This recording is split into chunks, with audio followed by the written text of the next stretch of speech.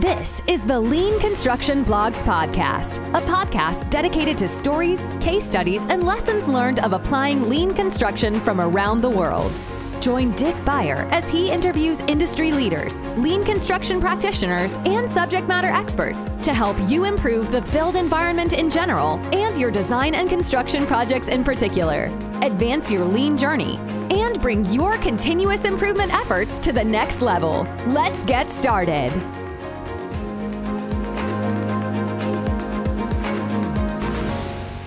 Good morning, everybody, or afternoon, wherever you may be. Welcome to the podcast. I'm Dick Beyer, and I am happy to welcome to our show today Jennifer Kahn, who is Vice President of Diversity, Inclusion, and probably Equity and Equality at Ellis Don, one of the largest contractors in Canada. We get folks, Jen, from all over the world, so I want to tell them kind of that situational set. Jen and I worked together 3 or 4 years ago doing last planner training at Ellis Don. It was great. And I worked with Ellis Don over the years, for many years, and respect them as one of the great builders that we have here in Canada. So welcome to the podcast, Jen. Thanks, Dick. Thanks for having me. Yeah, happy to have you. Let's start with a little bit about your background. You haven't always been in construction, I'm assuming. You were a child who was raised by parents, and I think that helps us understand kind of your interest in diversity, since most of us were raised by something like parents. Absolutely. I was raised by 2 fantastic parents and also a community of aunts and uncles. As somebody who is of Asian heritage, my parents immigrated to Canada sometime in the 60s or 70s. My dad is originally from Malaysia. My mom is originally born in China, but grew up in Trinidad. And they came to Canada looking for a better life. Yeah, so I've had a really fortunate experience in childhood and in adult life of having a very supportive family of all different cultures and backgrounds throughout my entire life. So diversity and inclusion, when I first entered this role, it was a bit of a rude awakening for me because I had been so used to diversity and inclusion throughout my life, whether it was from my parents, my uncles, my aunts, and then going through school, that it took me a little bit to get my head around things that people had seen before, things and that people had experienced that I hadn't because of my privilege, because of my background. So it was a pretty tough go at the beginning. To give you a sense of a little bit, so as I mentioned, my mom was born in China, grew up in Trinidad. So my mom has a very hybrid Trinidadian, Canadian, English, Cantonese accent. My grandfather the same, and we grew up with primarily West Indian culture. My uncle is white, and he married my aunt. Before mixed race marriages were really common, and now they're starting to be on the upswing. And my uncle as well is brown, and I'm married to a brown Pakistani Canadian. So lots of diversity, always been part of who I am and how I grew up. Well, it's interesting on Chinese New Year or Asian New Year. Do you celebrate with calypso music and limbo and stuff like that? We have a very culturally diverse background. So in my household, we celebrate Chinese New Year, we celebrate Christmas, we celebrate Eid. My kids are getting the best of all different cultures. So many great holidays. That's fantastic. Absolutely. Yeah, I mean it's a cornucopia of riches for your kids. That's great. So how did you start to move? I remember from your LinkedIn profile that you had worked for a home builder, I think, for a while. Was that in the same role, or was that in a role of more on the construction side? No, it was in a different role. So I, like most people, went to school. I went to postgraduate education at York University and then at UTM. I graduated with a double major in history and Canadian studies. And once I graduated, I said, now what? And so I worked with a builder that had a job opportunity for me that was close to home and seemed to fit my interests. So I worked for the first 10 years of my life or career in construction at these home builders in more of an operational role. And then 10 years ago came to Ellis Don in the learning and development space and have progressed my way through learning and development, eventually started to oversee some of our HRIS systems, and then in 2020 officially took on diversity and inclusion full time here at Ellis Don, and it's been a bit of a whirlwind, but a great one. Yeah, that's fantastic. Well, I'm a history major as well. So I tell parents of kids that the reason that you go to university or college in the States, which is, the 4-year thing, is really to learn how to learn and not so much to get a job. So you're a great example of that kind of liberal arts spirit. And then you just go find a job someplace and you can kind of do anything. So what anything in your operational life at Home Builder that got you moving into the diversity role or thinking about it, or kind of tweaked your interest even beyond HR into a much broader understanding of your role? Yeah, I mean, I think that my experience is much like many, where my eyes didn't really truly open until 2020. I Mm. grew up, as I mentioned, with diversity all around me. As an Asian woman, stereotypes and biases typically work in my favor. People think that I'm very nice, that I'm very agreeable, that I'm very smart. So that idea of a model minority came throughout my entire experience. And although being a woman in the construction industry, certainly that did reveal some challenges and barriers, but I never really thought too hard about it because I had the luxury and privilege of not having to. And I know now that that's not the experience of everybody in society or in this industry. And Right. so I took a liking to this in 2018, and it was all by happenstance, and it wasn't on purpose. But at that time, our CEO and president, Jeff Smith, he was preparing to write a portal message in response to what was at the time happening around the Me Too movement. And my direct report, the SVP of People and Culture, Paul Trudell, he gave me the opportunity to review Jeff's portal message just as a way of getting some feedback. And that's very typical of Jeff, and always wanted to get feedback from others. And as he was written in the message, I started to have some real reactions to what was written. And not because it was bad, not because it was wrong, but because it didn't really reflect what I believed to be my experience as a woman, and particularly as it related to the Me Too movement. I thought that it was important for women to have their voice and their stories told as well. And that's what drew me in. It was literally a day-to-day thing that would normally happen. And as I read this message, it really sparked interest for me to tell my story, to speak my truth. And from there was just no turning back, because once that lid was open, it was Yeah. open, and it continues to flourish and become louder and stronger as I get through this career.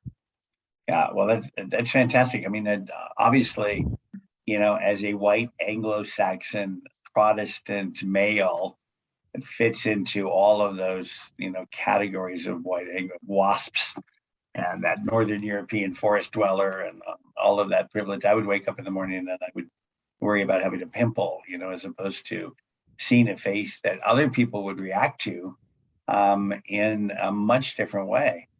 And it always seemed to me that seemed like a really unfair privilege. That and just because you're born to it, that how does that happen?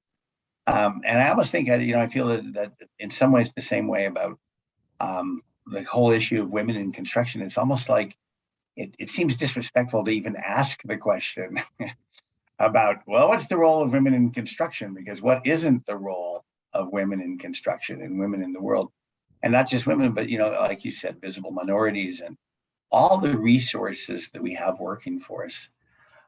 So how do we even approach that? How do you approach old white guys like me who want to leave a legacy for 4 granddaughters that are Chaldean and a grandson who is hanging out in London right now and rocket and rolling? How do we leave a legacy of diversity and inclusion and the importance of that? From my perspective as being, like the old guy that's got to pass the torch someplace. Yeah. I mean, I think it's an interesting question in the sense that very often there's diversity inclusion creates this dichotomy. It becomes, well, I'm the old white guy, or I'm the Asian woman, or I'm the blankety blank and I'm the blank blank. Right. And I think that although I can definitely see where that comes from, and there's a natural inclination to want to put people into buckets, diversity and inclusion actually tries to break through all of that. So if I have to put people in buckets, if I absolutely had to, I'd rather say those who want to be part of the change and those who don't. And I guess to start off with your question, that was one of the things that I was really struggling with, and one of the things that we still as an industry have to get on board with. There are still far too many people in the camp of we don't have a problem here that I think is really going to impact how we create change.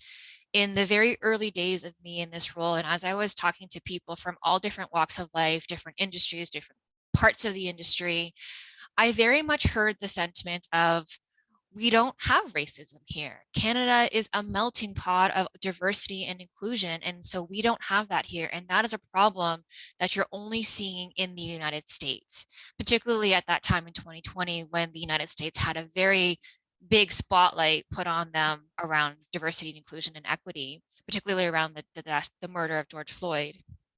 So I heard a lot of, that's a United States problem.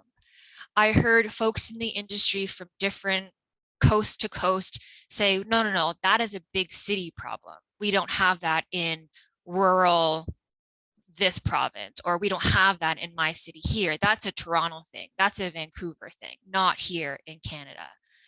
I also heard a lot of people say, you know, I'm not a racist. I see everybody as part of the human race, and I am absolutely colorblind, and I treat everybody the same. And there's this real desire to make it feel like and seem like we are this beautiful country that has always embraced diversity and inclusion and equity. And the truth is, through history, that hasn't been the truth. Right. So I do think that the first step in all of this is for is for people to acknowledge that we have a problem, and that not everybody has the luxury or privilege to show up at their workplace, not even just being their authentic selves, but even feeling safe. And when I say safe, I don't necessarily mean physical safety, because certainly the construction industry has really upped their game on physical safety, but Right. safe emotionally, mentally, psychologically. I think that is where we need to start. And we are nowhere close to doing that just yet as an industry. Uh, those are such good points. That the recognition is the first part of it. You know, we do a lot of ADKAR change stuff in our little business, and the A in ADKAR stands for awareness. And if you're not aware, if you're not even aware of your own heuristic biases, I mean, the way that you tend to think fast. I mean, when you think slow, you know, the whole Daniel Kahneman thinking fast and thinking slow. When you think slow, you can think, well, of course I'm not a racist. I mean, I don't think those things. But is your heuristic bias, is your first instinct? You know, if you're in a dark alley at 11 o'clock at night in New York City, do you want the person at the end of the alley to be a white guy, a black guy, an Asian woman? You know, what is your anxiety level that is driven by these heuristic biases? And how do you get your arms around them? Number one, right? I mean, because ADKAR talks about awareness, and then it talks about desire to change, right? That you actually think it's a good thing. So how do you kind of get your arms around getting people to understand that there is an issue, that there is a problem, that there are visceral things that happen, psychological things that happen to you, chemical things that happen to your body when in these kinds of in situations where you're meeting somebody who's not completely homogeneous with yourself. I think the first step is one, to acknowledge the fact that everybody is biased, that everybody has them, including me, who does this full time, all day, every day. And you can still be a good person. You can still be a model member of society. You can still have great values. You can still treat people really, really well. and you can still have bias. In fact, you probably do.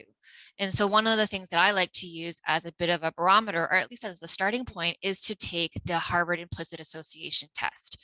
So it is a free test that is available online, and you can go on, do this test confidentially, so you don't have to share your results. Nobody really knows to that level that it's you. And you can measure through this study, what is your bias and where do you have bias? And whether it's race, gender, weight, religion, you can do this test relatively easily to determine whether or not you have it. That's step one, is the acknowledgement. I think the other piece to this are the other two A's, which is take action and then hold yourself accountable. So just because you know that you have bias, because we all do, that's human, but what are you actually going to do to make that better? How are you going to mitigate your bias? Are you going to make sure that you always have somebody at the table that perhaps might be in your blind spot or has traditionally been in the blind spot of this industry? Are you going to read and expose yourself to different cultures that perhaps you don't know much about? There are many actions that you can take, and whether you want to call it anti-racist actions or whatever it is, you can do something, and that's kind of the point. And then the third piece is, how do you hold yourself accountable and how do you hold others accountable? So where you see somebody else's bias peek through, or where your bias might be a little more prominent than you would like, how do you make sure that you nip that in the bud and hold yourself accountable to, well, why did that happen? How did that come through? And how do I right that change? So to me, it's like, acknowledge that there's a problem, take action, whether it's individually, as a team, as an organization, as an industry, whatever you want to do. And then how do you hold yourself and others accountable? So there's kind of an individual ability to kind of make that commitment every day, that you're just going to keep your eyes open, your ears open, your senses, all five senses, cognizant to that. And how do you train folks to do that? How do you train folks to see that it's, when we talk about the seven wastes in construction in the lean world, how do you, and the eighth waste is underutilization of human talent. How do you get people to recognize that, wow, I was stepping over the line there. I need to step back. I need to reassess, my value proposition. That's a really great question. And I don't know that I have the best answer, but I'll give this one a shot. So my first answer is, it's actually not up to me. It's, even though I'm the VP of Inclusive Diversity at Ellis Don, it is not my job to convince people that they have bias and that they need to do something about that. That's just simply not my role. Does the work that I do hope to influence that? 100%. But do I hold myself accountable because somebody has bias or privilege or stereotypes? Quite honestly, if I did, I wouldn't be able to sleep at night. So I don't. But what I do think that we can do is help each other. So we talked a lot about kind of unconscious bias, the fact that our brains just find ways to create shortcuts for us to get through our day-to-day lives. And that's completely natural. And so where you have unconscious bias, the first step, as you mentioned, is to actually make it conscious and be aware of it. But I think that's a learning curve, and that sometimes that takes a lot for people to actually get really good at mastering their unconscious bias, if that's even really possible. So one of the ways that I think that we can use is through bystander intervention. And so a couple of months ago, earlier in 2020, EllisDon partnered with the CCA, the Canadian Construction Association, as well as some other organizations, to offer complimentary free training on bystander intervention. And what that means is that when you see an act of discrimination, when you see somebody perhaps experiencing a microaggression, that you don't just leave it on that person who's being quote unquote victimized, really, to be the one to have to stand up for themselves. So that means that we then create a culture of upstanders who are going to say, not only do I have the tools and the options to stand up for myself, I know that the people around me have that as well. And so the training was offered by Hollaback, which I believe they've changed their name now, but essentially they have the 5 Ds of bystander intervention. There's document, delegate, direct, Oh, goodness gracious. Now I feel like I'm being tested here. And two others. And two others, which I can certainly find, and I'll send you the information. But there are five, and it gives people options of what to do and how to support each other. It was funny, and I was in a meeting a few weeks ago, and somebody said something that was edgy, and somebody else in the room said, I don't think we talk like that here. I don't think this is the place for that kind of comment. And it was just so, first of all, it stopped the room in its tracks until it kind of settled in, and everybody said, yeah, no, that's true. Yeah, that's not how we talk here.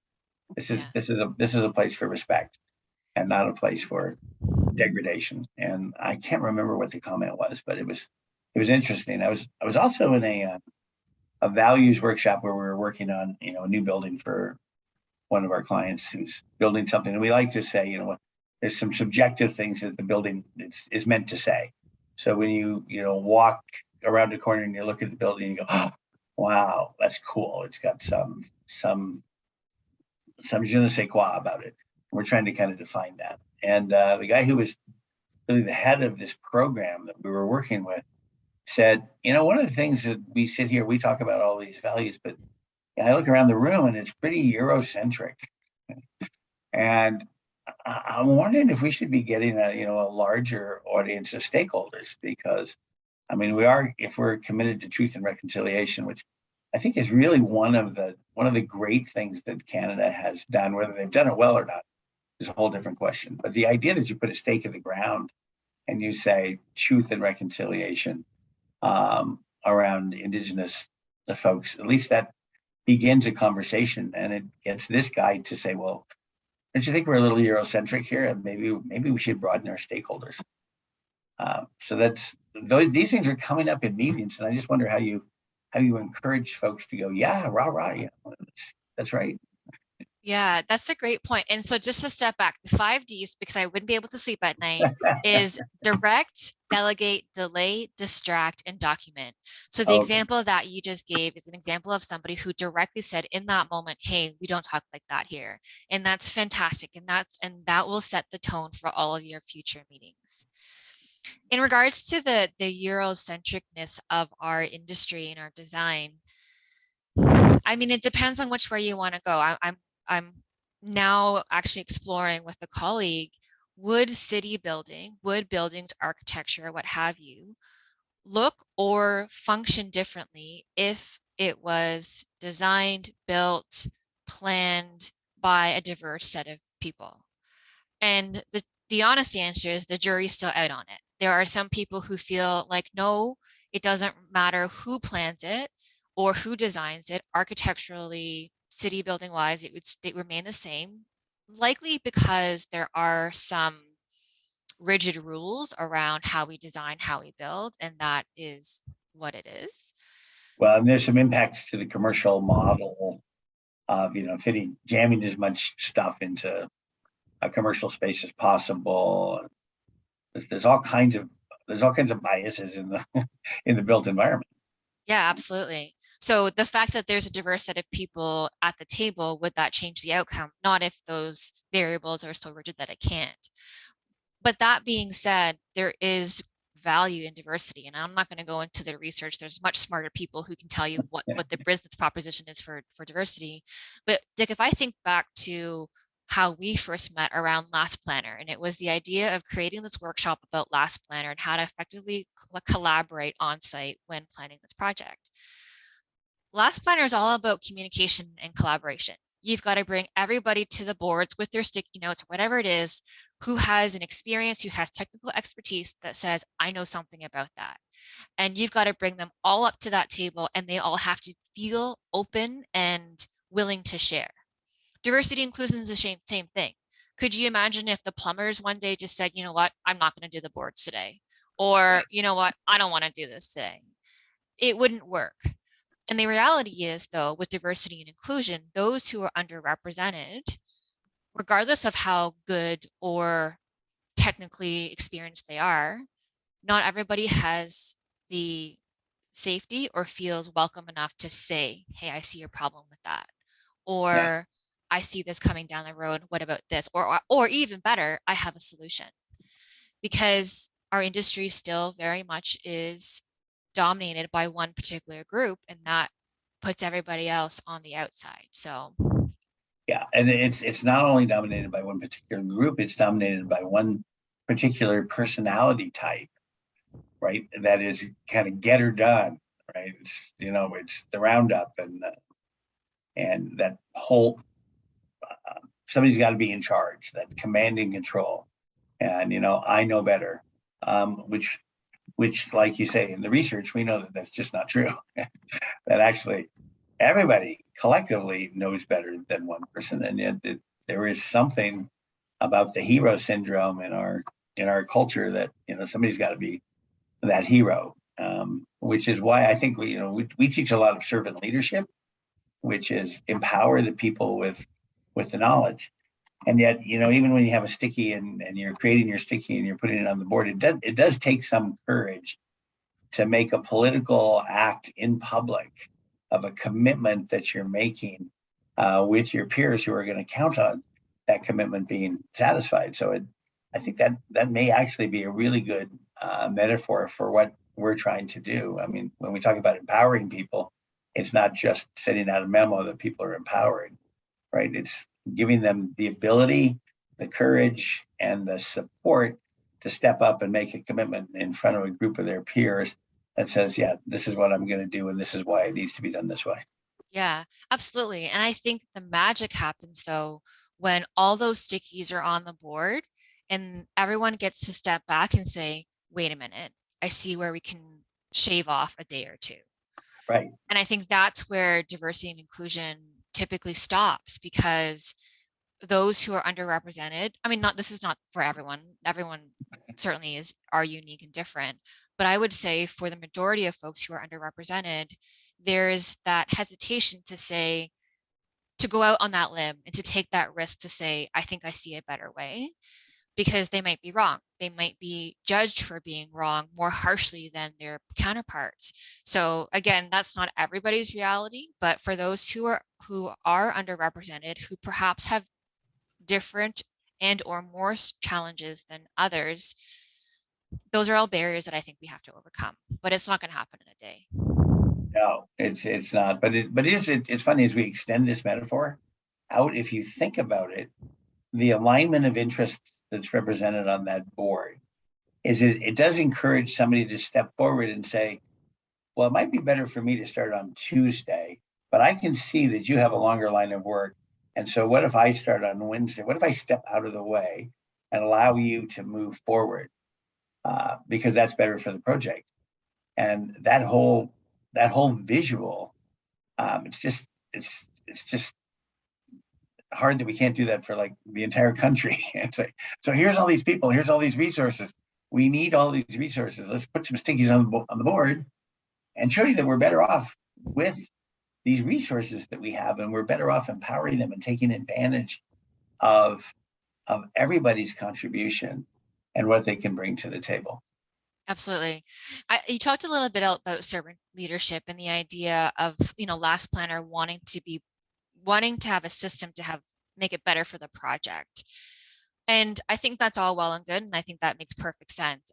But if I go back to the idea of servant leadership, for me, diversity and inclusion is not necessarily just so that the project can be better, be on time, be under budget, whatever it is, those kind of economical outcomes. The purpose of Ellis Don is to be able to provide great careers to each other. And honestly, that is the cornerstone and the bedrock of why I do my job and why everyone who works at Ellis Don works at Ellis Don. Our commitment is to each other. And so whether it benefits the project, which likely it will, my focus is on the person standing beside me or in front of me or behind me. And that's where I draw energy from that work, because if it was just around tangible outcomes in terms of finance, schedule, I don't think it would motivate me enough to do it. It wouldn't float your boat. Well, it's funny because if you think about back to my friend, likely your friend, Daniel Pink, when he talks about intrinsic motivation. It is empowering people by giving them some autonomy in the work that they do, allowing them to figure out and solve problems, and then be able to look back at the end of the day on the work that they've accomplished, and be proud of that work. And that motivates them to come to work because that's what they see. There's an author at Harvard Business School, Teresa Amabile, who talks about the progress principle, which is if you can do good work every day, you can look back and you can see the progress that you have made. That really empowers you to kind of keep moving along the line. And so if you take those things and put that into the Ellis Don epicome that you just referred to about we're there for each other, that we're trying to advance people's careers and advance their lives, because that statement rings to me about something that I hold to be true, that work is really one of the most powerful ways of living a full life. That if you can do good work and you can look back on it and you can be proud of the work that you've done, that's pretty good. That's an important part of your life. And it seems so wrong to keep that from people. Yeah, I mean, I do believe that some really value work and having the accomplishment of, hey, I built that, hey, I did that. I'll say quite honestly, that's not what motivates me. Like I do my job and I do well at my job and I do the best that I can, but it is still a job for me. And I think, and not to slight anybody, but my priorities are my family. My priorities are my community. And it just so happens that I found a role at a workplace that allows me to align those both together, where I feel like I can prioritize my family and I can do that through the work that I'm doing. And I know that that's not the same thing for everyone. But I'd also like to mention that I do believe that everybody, well, I'd like to believe, maybe I do, that everybody comes to work wanting to do a good job. Like very often, especially the people at EllisDon, those who don't want to come to work to do a good job, they don't last here. And I think that could be said other places as well. So I actually think the easy piece is to believe that everybody's here to do a good job and to have a sense of accomplishment and have a sense of team. But I think what I also want to point out is that although the outcome is the same, the way to get there is different for everybody else. So I want to do a good job, but I have to also think about childcare. I have to think about how I'm going to put food on my table. I've got to think about how I'm going to afford transportation to get to work. I've got to think about elderly care. I've got to think about a neurodiversity factor that I'm dealing with, or I've got to think about the fact that I'm physically different than somebody else. So although the outcome is still do good work, the path to doing good work is different for everybody. Yeah, I mean, that is such a good point, because there are so many things for which you need to be responsible. And work, when we think about work, is a means of enabling you to do those other things. And thanks for thinking about elderly care. I'm 100% behind that. We should be thinking more about that. I think my perspective, though, is also from, I've raised 3 really spectacular kids, and I have 5 great grandkids, and I've been through that part that you're going through now, and I was very focused on that. As a matter of fact, I left a law firm so I could be at home with my kids, and do the coaching, do the mobilizing people around, and all the rest of that stuff. So those things have always been really important to me. But I do think that there is a piece of your life that is always going to be work. And if that work is engaging and powerful to you, that's better than not, right? And that gets us kind of to the question of, individually, as you say, people need to make these decisions that, they need to have that awareness, open up their eyes, kind of move from fast thinking to slow thinking about their own place in the world. But institutionally, are there things that we can do institutionally to move this forward? You're a vice president at EllisDon, and you're in charge to some of your mandate, I'm suspecting, is to get EllisDon to be fully embraced in the idea of diversity, and to be totally inclusive, and to be fair. That's really what equity is all about, right? To be fair, not to favor people for for bad reasons, but also not just to promote people just for the sake of promoting them. Really, I think the equity part is really key to this. So institutionally, how do you approach it? I think institutionally, one of the things that I've had to really communicate, and it sounds counterintuitive, is that this is not my job. It is not my job to end racism. It is not my job to make sure that we are all inclusive. That's everyone's job. And that's every leader's job here at EllisDon.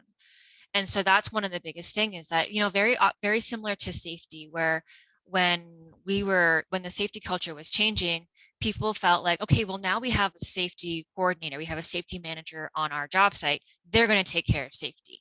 Or we now have somebody who runs Last Planner, they're going to run Last Planner. Well, you can't do that. You can't pin all of that responsibility on one person, and that's the same for me. So yes, my job is to think about systemically and organizational wise where we can create change. My job is to bring resources and have conversations, even the tough ones, so that we can start to create more awareness and bring people along the path. But if everyone at EllisDon or in the industry is relying on one person, particularly one who's not in the majority, you're going to fail. Like flat out, you're going to fail, and I'm going to fail, and I'm just not willing to put my hat on that. So I believe my job is to create and slow down our organization's thinking so that we can look at how do we recruit, how do we retain, how do we attract more people to the industry, how do we then fairly pay them, how do we look at career advancement and promotion, and who's in our leadership team. So absolutely, that is my responsibility to take that look at what is happening and how do we start to create change and move the needle forward. But I keep saying, like, it can't just be me, Dick. It's got to be you. It's got to be your peers as well. It's got to be all the leaders who might look more like you than like me, because there's more of them that look more like you than like me. And if you're just waiting on me, well, we're not going to get there. Yeah, except in the world, there are fewer people that look like me than look like you. There were fewer people that look like me than look like a Nigerian. So it is something that you have to factor back into, that you're in a small pool in a very large lake. But so what are some of the steps, if you can share, that you've taken around how do you reach out, how do you recruit, how do you get people thinking about this stuff? And some of it is as direct as how do you get some kid to think that rather than working at McDonald's, she should be working at Ellis Don. She should be pursuing a career there. What are some of the steps that you've taken to kind of help with that? So I'll start with kind of age first and work my way up. So I have two young boys, and my boys are of mixed ethnicity, but they look primarily Asian, although they are also South Asian as well. And there was one time they were all sitting in the playground. They were all playing, and there were 5 boys who all play soccer together. And so at the end of school, they were all just sitting there. They sat down in this circle, and they were just doing what 8-year-old boys do. Now, one of the boys also has a sister, and his sister was sitting outside of the circle, and she was just playing with her books or whatever it was she had in her backpack. And I watched this dynamic, and I could see my sons sitting in this circle with all their friends, and this one little girl sitting outside the circle. And this light bulb came off to me, and I said, wait a minute. So I walked over to my son and I said, Aiden, open up the circle, make sure that you make space for Leah to join the circle. And he was like, he looked kind of confused at me, and he was just like, Mom, like, she can come if she wants. And then the parent of the little girl said, no, she's fine. Like, she's happy where she is. She's happy just like doing her thing. And I said, no, my sons, and this is where like you start to intersect. My sons are going to make sure that we make space for people. And if she doesn't want to sit in that circle because she's cool where she is, no problem. But that is not what my sons will do. And that to me was this like pivotal moment where if we want this next generation to do different, we have to do different. We have to start to teach our kids that we do make space for people, and they get to choose whether or not they want to join. And so if you then go to your example of how do you get some some young woman to choose construction or not, my answer is the same. My answer is we make space for her, we let her decide. And she will decide based on how well we've made space for her, whether it's through progressive and inclusive PPE, whether it's through policy, whether it's through people who look like her in leadership positions, she gets to choose. So I never want to force anybody into anything, but they should have the outcome, or they should have the thought that they could join. Yeah, that is such a good point. And applause all around for you saying to your son, make space. And if she's going to take it, she's going to take it. If not, not, because nobody, I mean, the whole idea of inclusiveness is foreign to the way that we form little clubs and we form little packs and we form little groups of people that run around, and bullying starts in that whole context of not making space and not understanding those things. That's a great tip, and I'm going to make sure that my 8-year-old granddaughter does that when she's out playing soccer with the boys. She's been asked to play with the boys, and so now it's like, oh, Dad, Grandpa, I've been asked to play with the boys. I said, well, don't do it. They're scallywags. Stay away from them. So that's a great point about opening up, making a career available to anyone who wants to choose that. And I think that's at the heart of free choice when you talk about free choice. I mean, I live in the geographic center of Centertown, so I was surrounded by the convoy. And it seemed to me that it was just it was just so chauvinistic around a certain idea. It seemed so exclusive to me and not inclusive, and yet they were shouting freedom and waving the Canadian flag. And I didn't know where to come out on that. It's crazy. I just wondered how so many Americans got into my neighborhood. I think it's making space, but also empowering those to feel like they deserve to have that space made and that they belong there. I think that's the other piece. In terms of specifically what we're doing at Ellis Don, we've got 5 main pillars that we're working on. The first one is throughout our employee experience, so all the way from attraction, hiring, retention, and then career development. And then even our exits, we're looking very closely at our data to figure out where do we stand and where perhaps are certain areas, certain groups being disproportionately affected. We're looking throughout our communities to see how we can build that future pipeline of empowered workforce, basically, regardless of where you're at. So working with community nonprofits, we're looking at our leadership teams and kind of how we can diversify up our leadership pools and the industry at large. So one of the first things that we did through our subcontractors agreements that we put in a clause there that if you want to work with us, you've got to value diversity and inclusion. You've got to have policies and practices put in place to deal with them at your organization. And then secondly, when you come onto an EllisDon job site, and this was the work of one of our employee leadership groups, they created a platform where, as part of the site safety orientation, whether or not you work for Ellis Don or one of our sub-trades or whomever, if you're on our site and you have to go through this orientation, there's now a piece of that includes diversity and inclusion and a pledge and sign off to say you understood it and that you're going to adhere to it. So for us is cleaning up our house first. And I think that's very much the same for many folks out there, is clean your house first and then see where you can actually create some impact and create that movement across the industry. Yeah, I'm just wondering, we talked earlier about city limitations on buildings and commercial limitations on buildings and economic things that kind of force the way that we build stuff. I wonder if there's something, since we all do work in the built environment and it is something that we touch on a daily basis, is there a way that we should be building our buildings differently? Should we be creating different spaces? Should we have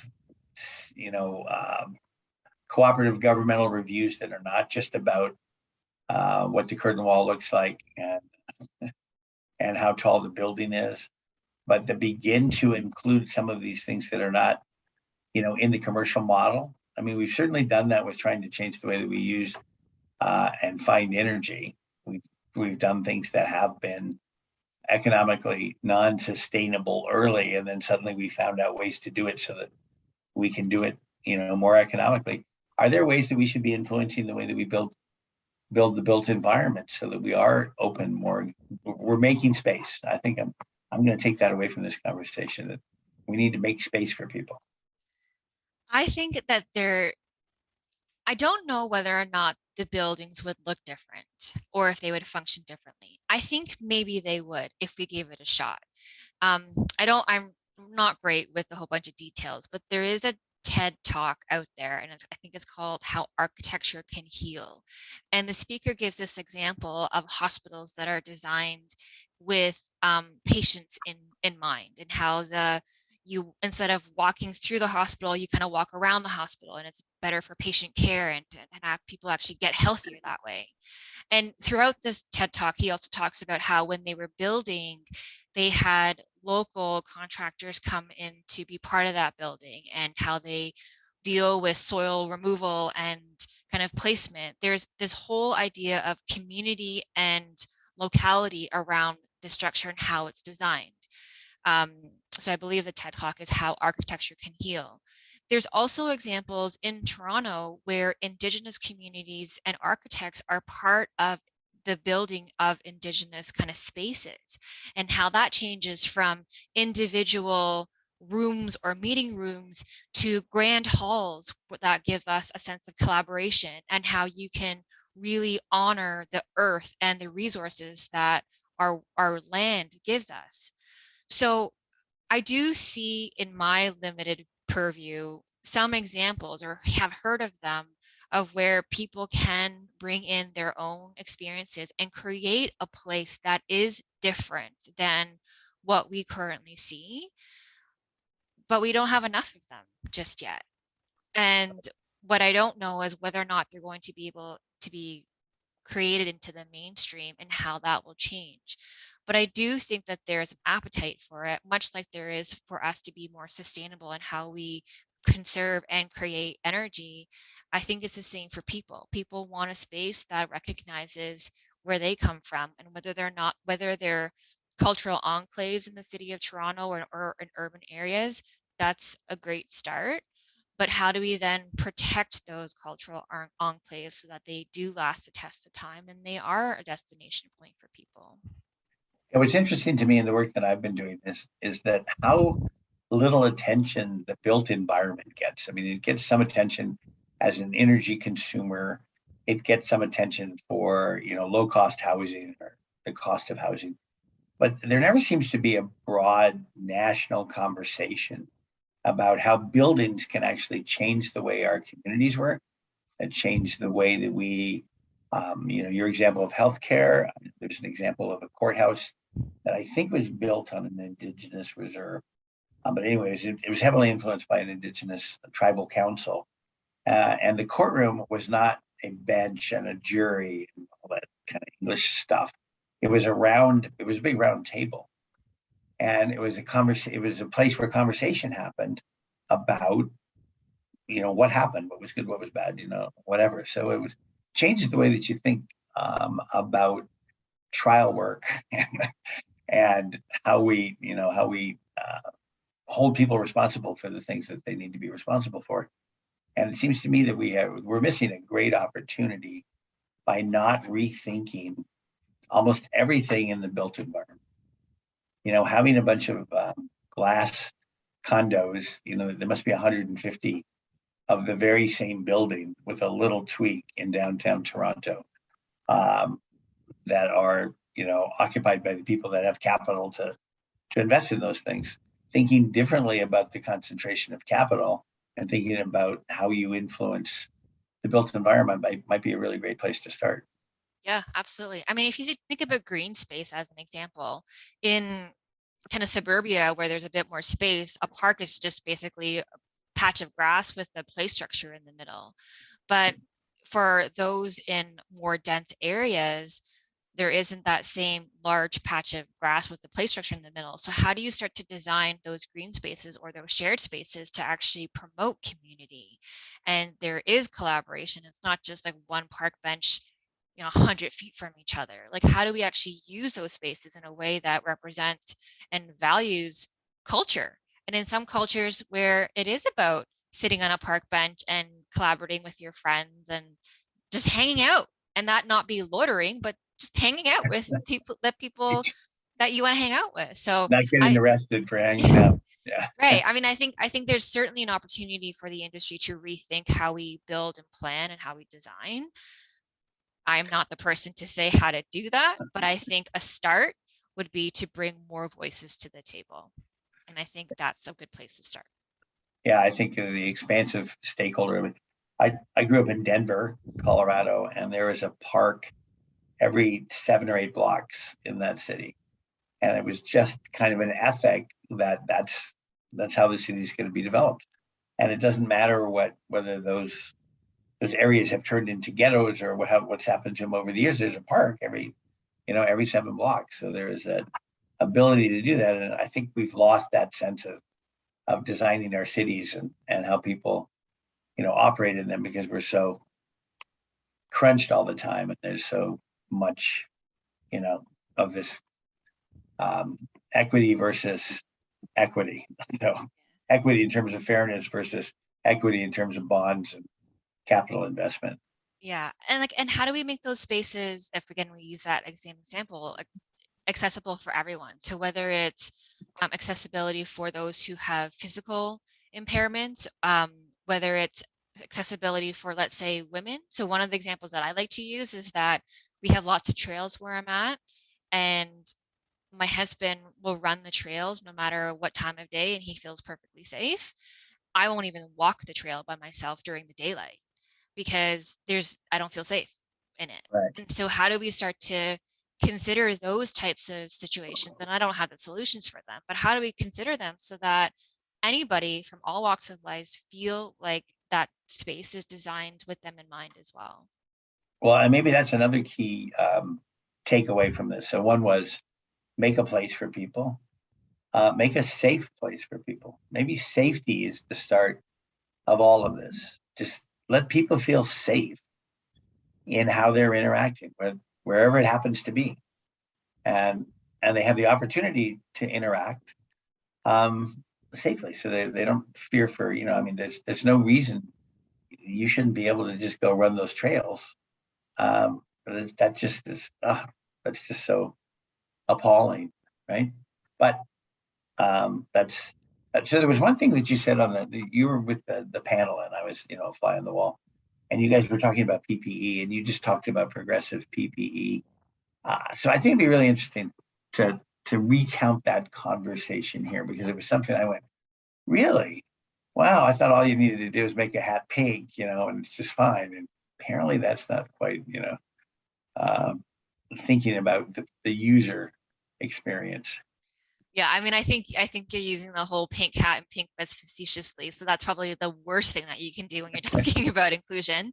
Right. But I'll kind of give you the Coles Notes version. So essentially, I was working with some of their members of our gender equality group, and we were just talking about how we can create training that actually would advance gender equality. And one of the women on the panel or on the discussion just said, what about my vest? And it was just kind of this like ad hoc comment that just kind of came and went. And she said, I really wish that I had a vest that actually fit me. And I had heard that comment a couple of times before from a number of different people over the course of the couple of years that I've been in this role. And so in that moment, I finally said, okay, so I know that we're talking about training, but let's just do something about those vests, because clearly it's still a problem and it is absolutely impacting how you feel like you belong. So imagine that we have 4% of our workforce who are women in construction field, whether it's skilled trade or on the field. And as a resourcing thing, we need to have more women or more people feel like they can join our session. But when we ask those women to come on our job sites, we don't actually have PPE that is made or fit them. So we've got women who are coming in who really should be wearing a women's small construction vest, but the only thing that's available to them is a men's small or a men's medium. So those that may not know this, women's shoulders are typically narrower than men's. We have a larger chest than most men, and our waist and our hips are wider than most men's, which is why we have men's and women's clothing, and it's tailored to our bodies. This should What be a no concept. shock, right? But what we're finding and what we found was that the construction PPE does not come in women's sizes that are made for women. And if they do, they don't have the same form and function. So I'll give you an example. Our basic construction surveyor's vest. Typically, we have lots of them that are made for men on our site, and they're good quality. They've got thick material, they're durable, and they've got about 15 pockets on them. And I could go into this whole story about pockets, but let's just say our men's vests have an ample amount of pockets. So we went to the market and we looked for women's vests that were of equal quality, of equal function. And what we got back from our manufacturers was two things. One, a conversation to say, we actually don't manufacture women's PPEs because there's not enough demand for them. So it's not a good business use case for us. Okay, great. So we can't even get it. Or two, yeah, I do have something for you. Here you go. And the samples that we got were a flimsy material. So they weren't going to make it more than 6 months on a site. And the kicker was that they had 2, maybe 3 pockets. So think about a superintendent who goes out, or anybody on site. They've got a radio, a tape measure, a pencil, a cell phone, drawings. Those pockets are typically filled. For women, we don't have the same. Where are we supposed to put all of that stuff? Right. And we can't even find it in a size that fits us. So we are now working with some providers and manufacturers to design women PPE designed and made for women, which sounds really, really ridiculous that we've had to go to this level. Yeah. But is the reality of how male dominated the industry is on the construction side. Manufacturers don't even think of the fact that women deserve to have PPE that fits them. Wow. That's a great story about how this stuff just trickles down, about this lack of opening your eyes and thinking about how you do that. Construction boots. I mean, I can't wear construction boots. They weigh about 700 pounds. And to wear them around all day, I mean, you have to be quite an athlete to be able to wear steel-toed construction boots. Are there construction boots that fit women, that serve that purpose, that are lighter, that you don't have to, lug around? And can I get a pair? Fortunately, construction boots, there is more diversity in construction boots. Now, the amount of availability and options that women have certainly is far less than what men have, but there are construction boots we have made some progress on. Yeah. But if you think about, I was listening to this podcast one day on the way to work, and it just talked about how many of the things that we have in society are tested and designed for men. And that includes seat belts in your car. That includes the safety features of your car. That includes how we treat people in medical situations. And the example always is that a heart attack in a male looks very differently than what a heart attack in a female looks like. And so how do we then start to break down how society has then tested and evaluated people to say, hey, it's different for everyone. And something as you like normal as a seatbelt. If you and I got in a car accident, there's a greater chance that I'm going to be more severely injured than you are, for the fact that seatbelt is designed for men, not for women. Wow. So we could go on for days on this, but I won't. Well, no, this is really good, because I think these are the things that people don't think about when they say, oh, well, we're not racist, we're not sexist. Okay, well, we have an entire economy that supports one gender, in the workforce, that supports one gender driving the car, that supports one gender doing all of these things. And that just seems like, it seems like an incredible commercial opportunity to refocus our attention on those things. But it also seems, you get back to the equity thing. It just seems dramatically unfair.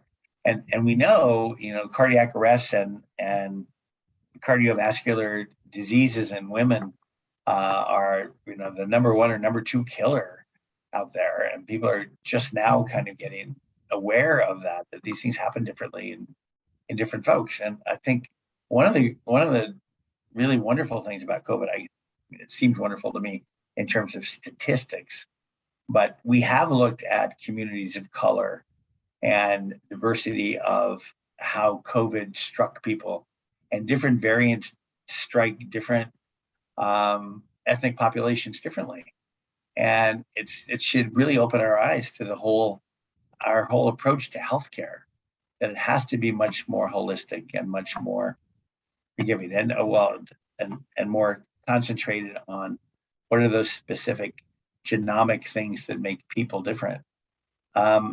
And now you're telling me the auto industry needs to look at that as well, which is awesome. Well, I mean, across the board, the other example that this podcast gave was a piano, and how the size of the piano keys were designed for average male hands, which typically are larger than women's hands. Yeah. So although women can obviously play the piano, they're at higher risk of injury because they're extending their hands more so than a man would with an average size hand. So same thing goes for a man with a smaller hand.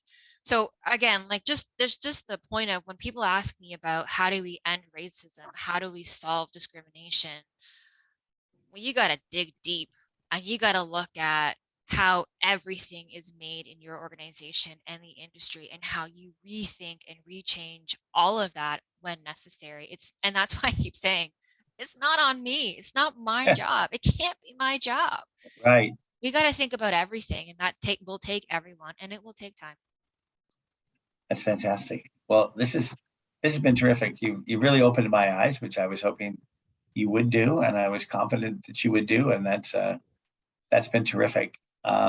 These are all such systemic things to think about how systems. I mean, I'm a big systems thinker, obviously, when I think about things, but the system has to actually accommodate all the anomalies in the system, or you create a new system, right? I mean, that's the whole paradigm shift, is that if the system is stressing because it can't accommodate all of the things that you're seeing that are no longer anomalies, they're just there all the time.